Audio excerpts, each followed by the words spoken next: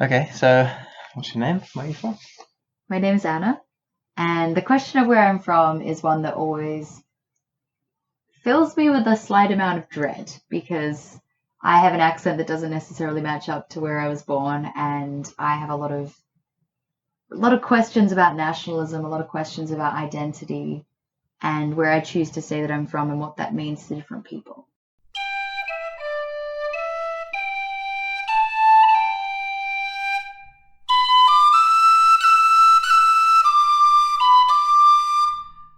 Kia ora koutou. Hello all and welcome to the Joe Blogs Poetry Podcast. A short and gentle exploration of the poetry found in the pockets of my friends.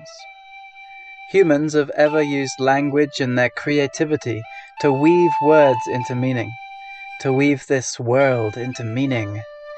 But there are many barriers to sharing those sparkling insights.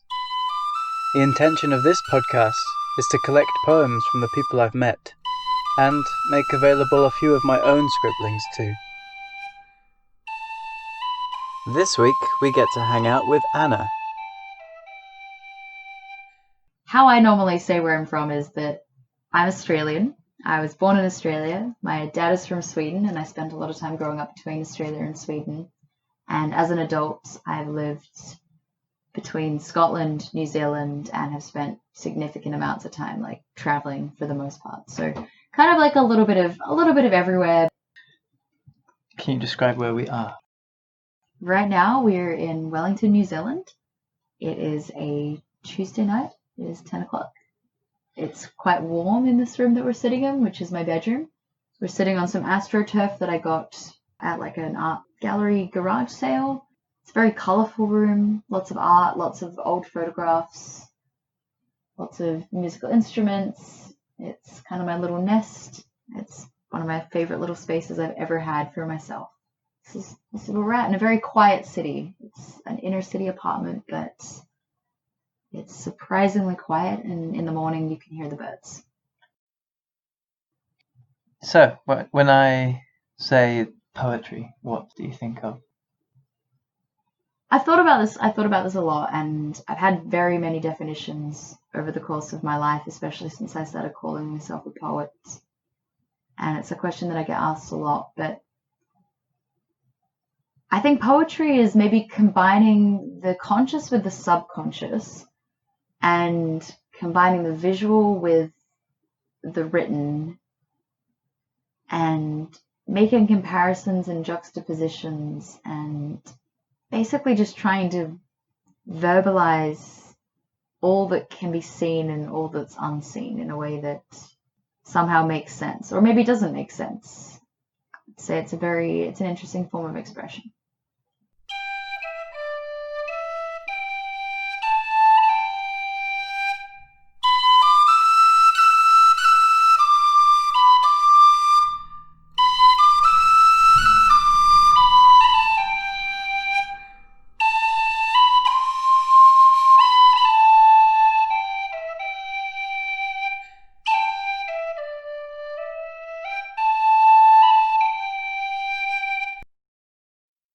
So, this is a poem called Flash.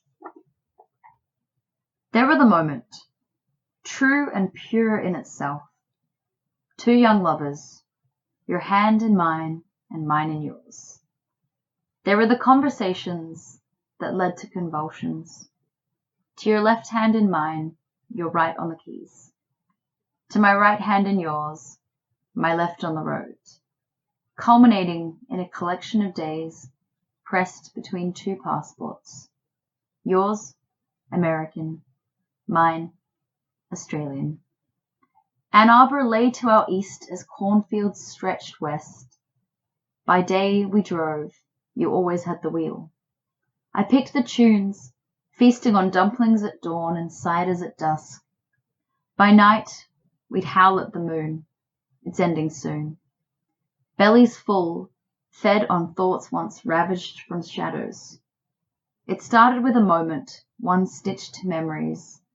In wake of stolen kisses, we pushed haikus through our teeth, scheming for a way out. And whilst it were timeless, it were coming to an end. Those synchronized seconds, we never gave a name. That multitude of minutes, we never were the same. Honed in hours, discounted days, road signs ran by, screaming your praise. It were coming to an end, and whilst it were timeless, that was then, when we were unfolding upon ourselves, fueled on whimsy and summer romance. I spotted the field, you climbed out the car, I lifted my shirt, you took off my bra. I turned to face north, you reset your watch. I sunk in that moment you may have forgot. I thanked the sun as you thanked the sky. I showed you my bones as we said goodbye.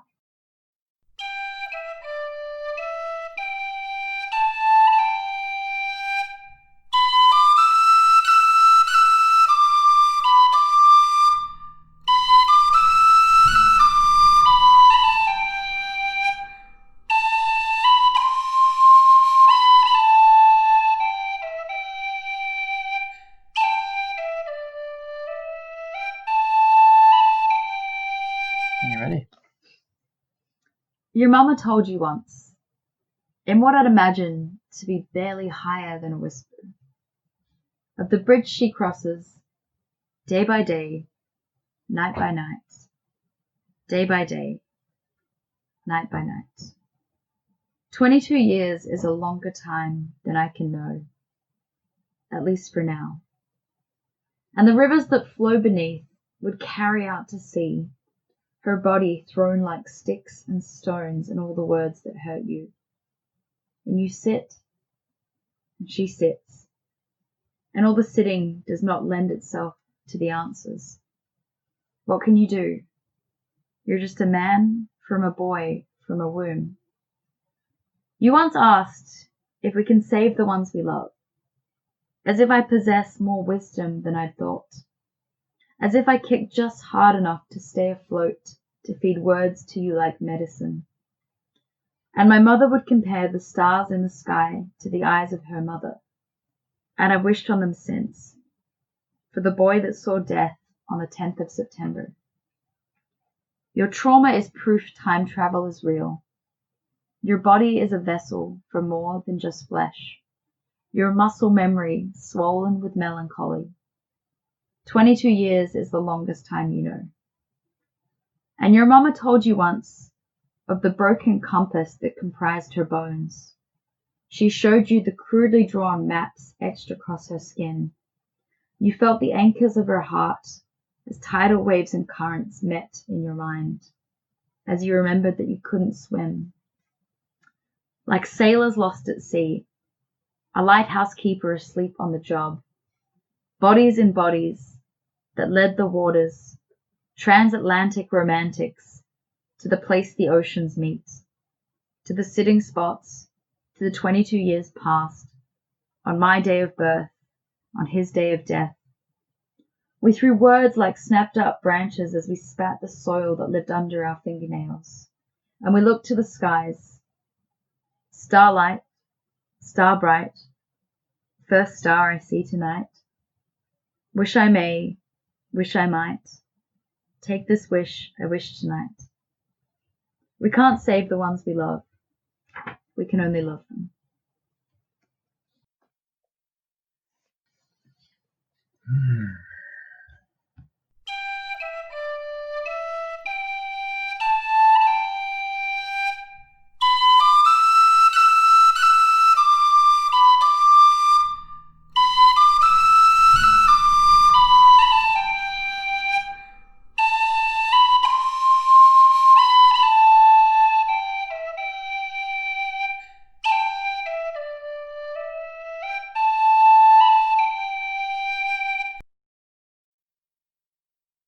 This is called Whiskey to Remember, Lavender to Forget. Was I warm enough to pull the lights from your form, as you and I became we, became us, him and her? That was then. What lay beyond your layers, with red wine by the waterfront, your mother like mine, as we blew on the embers that slowly surrounded. There was a future. There were formations, contorted and distorted shapes as winter reared and you disappeared, only to reappear beneath the tree, under the sky, on the last night of June, where you held me and I you, and you said the words and I said them back. I ran to your house. I left my sunglasses. I fell to your arms, and we laughed and we laughed. As I gave you the portrait, I gave you the birdhouse. I gave you my word, and I disappeared. Don't wait. Don't hold out. You used my real name, the one only you call me, the one you tattooed on your tongue as you dug me out of your fingernails, a six-string guitar to hear your cries. There's a period of patience, a montage, moments mulling, memories masked. I returned, with calloused fingers, a throat filled with fire, a belly full of flame. I'd walked on hot coals to survive the winter. I fell to you, you fell back. We were falling, falling, falling, falling. Lovers once, no more. Friends forever. We'd always spat sparks.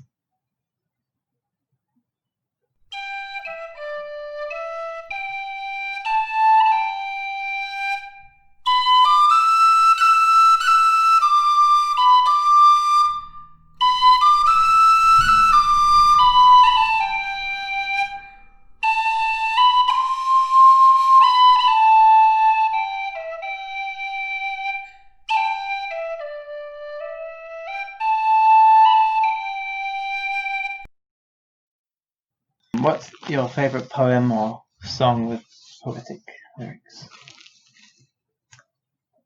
Okay, so the two that came to mind were one quote by Anais Nin, who is a French eroticist, and I have this quote written in my car, and it's stuck with me since I was like 15 years old, the very first time that I saw it. And the time came when the risk to remain tight in a bud became more painful than the risk it took to blossom. Which, the first time that I heard it, it just resonated with me and has stuck with me time and time and time again as just this sensation of kind of getting to this stage, whether it's creatively or if there's something that's holding you back or a way that you're not living your truest self, that it gets to a stage where it's painful to hold back and to not fully like step into who you're meant to be.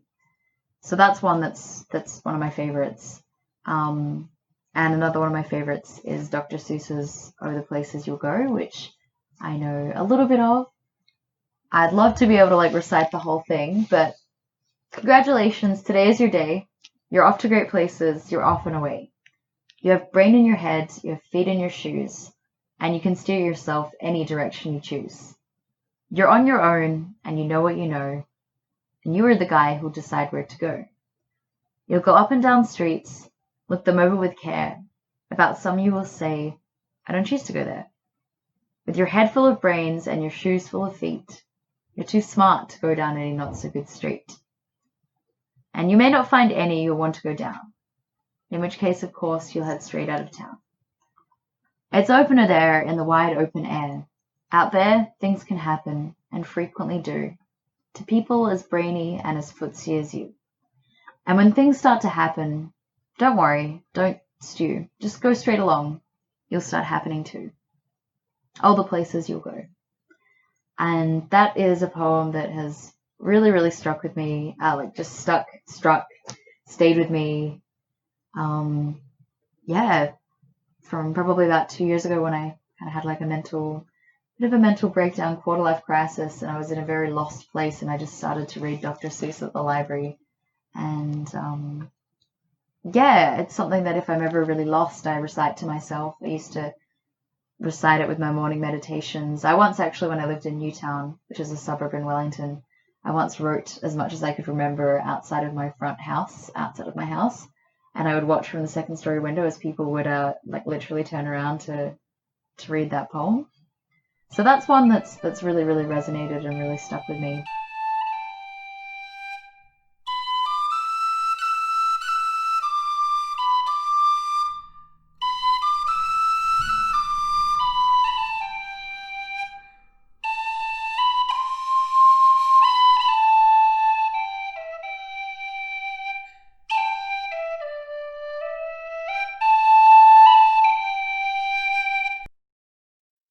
So next time you have the opportunity to deepen an interaction with some random person on the street, go for it.